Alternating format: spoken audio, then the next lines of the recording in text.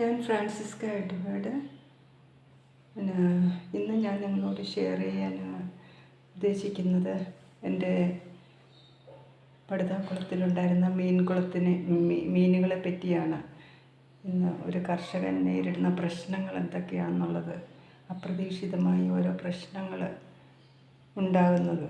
ഞാൻ ഇന്ന് രാവിലെ മീൻകുളത്തിൽ ചെന്ന് നോക്കുമ്പം എൻ്റെ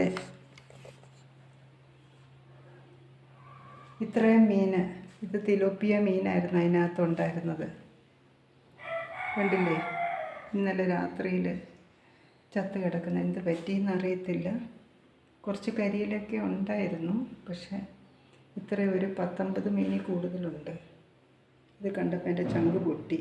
ഞാൻ തീറ്റയുമായിട്ടെന്നും പാട്ടും കേട്ടോണ്ട് ഡിവോഷണൽ സോങ്സും കേട്ട് ഇതുങ്ങളുടെ അടുത്ത് പോയി തീറ്റയും കൊടുത്തിട്ട് വരുന്നതാണ്. പക്ഷേ ഇന്ന് ചെന്നപ്പം കണ്ടത് ഇത്രയും മീനുകൾ ചത്ത് കിടക്കുന്നു. എനിക്ക് ഒട്ടും താങ്ങാൻ പറ്റിയില്ല. ഞാൻ ഇന്നലെ ആണെങ്കിൽ ഞാൻ ചെടിക്ക് വെള്ളമൊഴിച്ച സമയത്ത് ഈ മീൻകുളത്തിലെ വെള്ളം ഞാൻ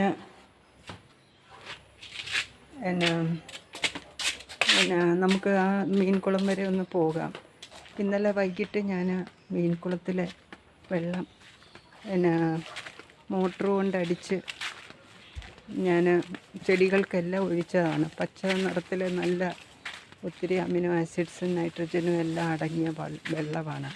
അപ്പം ആ വെള്ളം ഞാൻ ചെടികൾക്കെല്ലാം വാഴകൾക്കെല്ലാം ഒഴിച്ച് അല്പം വെള്ളം അതിൽ പിടിച്ചിട്ടിട്ട് ഞാൻ പോയതാണ്. രാവിലെ എഴുന്നേറ്റപ്പോൾ കണ്ട കാഴ്ച എനിക്കങ്ങ് സഹിക്കാൻ പറ്റിയില്ല. കാര്യം ഇതാണ് മീൻകുളം. മീൻകുളം ഞാൻ രാവിലെ ആളെ വിളിച്ച് എംറ്റിയാക്കി. കണ്ടോ, ഇന്നലെ കുറച്ച് വെള്ളം ഉള്ളായിരുന്നു. അപ്പം വാരി കോരിക്കളയാൻ ആളുകളെ വിളിച്ച് 2000 രൂപയും കൊടുത്ത് എൻ്റെ പടുതാക്കുളമാണ് കിടക്കുന്നത്. ഞാനാണ് ഈയിടെ 1 മാസമായില്ല 4000-ൻ്റെ മോട്ടറും മേടിച്ച് അതിൽ സ്ട്രെയിനറൊക്കെ വെച്ച് മോട്ടറൊക്കെ ഫിറ്റ് ചെയ്ത് 4000 രൂപയുടെ മോട്ടറാണിത്. ഈ മോട്ടറൊക്കെ ഫിറ്റ് ചെയ്ത് കവർ ചെയ്ത് ഞാൻ നന്നായിട്ട് സൂക്ഷിക്കുന്നതായിരുന്നു. ഇതാണ് മോട്ടർ. ഈ മോട്ടറൊക്കെ ഫിറ്റ് ചെയ്ത് ഞാൻ സൂക്ഷിച്ച് കൊണ്ടുപോകുന്ന ഒരു കാര്യമായിരുന്നു. പെട്ടെന്ന് ഇങ്ങനെ സംഭവിച്ചപ്പോൾ എൻ്റെ മനസ്സിന് വിഷമം തോന്നി. എന്തുകൊണ്ടാണ് ഇവിടെ ഒരു വലിയ മരം നിൽപ്പുണ്ട് ഇതിൻ്റെ മേളിൽ. ഞാൻ ഒത്തിരി നാൾ കൊണ്ട് ഞാൻ ഈ ഉടമസ്ഥനോട് പറയുന്നു, ഈ കരിയില വീണ് എൻ്റെ മീൻകുളം മീനൊക്കെ വീഴുന്നെന്ന്. ഞാൻ അതിനകത്തുനിന്ന് വാരിയ കരിയിലയാണിത്. ഈ കരിയിലയെല്ലാം അതിൻ്റെ പുറത്ത് കിടന്നതാണ്. ആ നെറ്റിൻ്റെ പുറത്ത് കിടന്ന കരിയിലകളാണ്. ഇതുപോലെ ഇവിടെയും ഒത്തിരി കരിയിലകൾ അവർ വാരി അകത്തുന്നതണ്ട. ഇതൊക്കെ വാരി അകത്തുനിന്നിട്ട് എടുത്ത് കുറച്ചൊക്കെ വൃത്തിയാക്കി വെച്ചിട്ട് പോയി. ഇനി എനിക്ക് മീൻ വളർത്താനുള്ള ആഗ്രഹമില്ല. 5 വർഷമായിട്ട് ഞാൻ നടത്തിപ്പോന്ന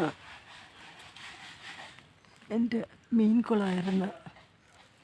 എത്ര നെറ്റുണ്ടെന്ന് നോക്കി. എത്ര 2, 3, 4 നെറ്റുകളാണ് മേളിലിട്ടിട്ട് നമ്മൾ അതിനെ പ്രൊട്ടക്റ്റ് ചെയ്തുകൊണ്ടിരുന്ന. നല്ലതായിട്ട് മീനുകൾ ഉണ്ടായിരുന്നു. ആ മീനിൻ്റെ വലിപ്പമെല്ലാം കണ്ടു കഴിഞ്ഞാൽ അത് ഇത്രയും ബക്കറ്റുകൾ ഇതിലൊരു 5-6 മീൻ മാത്രമേ എനിക്ക് കിട്ടിയുള്ളൂ. കിട്ടിയവർ തന്നെ തീരെ ചെറിയ മീനുകളാണ് എനിക്ക് കിട്ടിയത്. അവരെ ഇനിയിപ്പോൾ എന്തോ ചെയ്യണമെന്ന് എനിക്കറിയത്തില്ല. ആണും പെണ്ണും ഉണ്ടോ എങ്ങനെയാണോ എന്നൊന്നും എനിക്കറിയില്ല. എനിക്കാകെ വിഷമം തോന്നുന്നു. ഇനിയൊരു മീൻ കൃഷി ചെയ്യാൻ എനിക്ക് പറ്റുമെന്ന് തോന്നുന്നില്ല. എന്നുവെച്ചാൽ അതിനുള്ള ഒരു മനസ്സെനിക്കില്ല. ഞാൻ ഈ വാഴക്കൃഷിക്ക് വേണ്ടിയിട്ടാണ് ഞാൻ ഇതൊക്കെ ചെയ്തത്. ഇതിൻ്റെ വളം വാഴയ്ക്ക് കിട്ടിയാൽ നല്ല ഫലം കിട്ടുമല്ലോ എന്ന് വിചാരിച്ചാണ് ഞാനിതൊക്കെ ചെയ്തത്. ഒത്തിരി വിഷമം തോന്നുന്നു. ഞാൻ ഈ മീനിനെയൊക്കെ ഇനി എല്ലാം കുഴി കുഴിച്ച് മൂടിയിടണം. അപ്പം എല്ലാവർക്കും